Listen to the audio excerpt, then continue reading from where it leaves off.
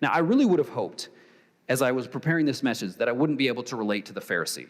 And I would think, I can't relate to that. But then God reminded me just a few years ago, my youngest daughter, who's 3, when she was a baby, and before she was old enough to go into the nursery, when we would go to church, I would have her in her stroller, and I would stand at the back of the sanctuary, and I'd push her back and forth, and she would usually sleep.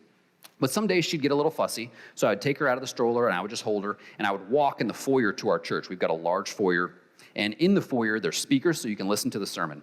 And so one Sunday, the sermon's going on, and I'm carrying my daughter, and I'm walking around in the foyer. And it's a small town of Clemson. We've got a lot of college students at our church. And I remember this college girl got a phone call, and so she came out. And as she was coming out, and I'm holding my daughter, I was just shocked by how she was dressed. And I just thought, I cannot believe this girl would dress like that at church.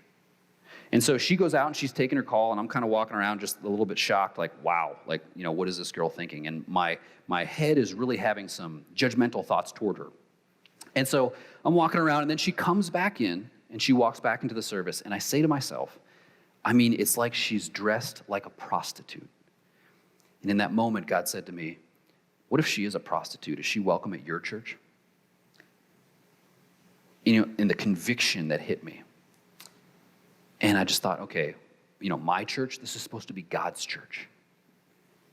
And I want to be the person to declare the gospel to the broken. And here I've judged this girl, don't know anything about her. I've aligned with the Pharisee.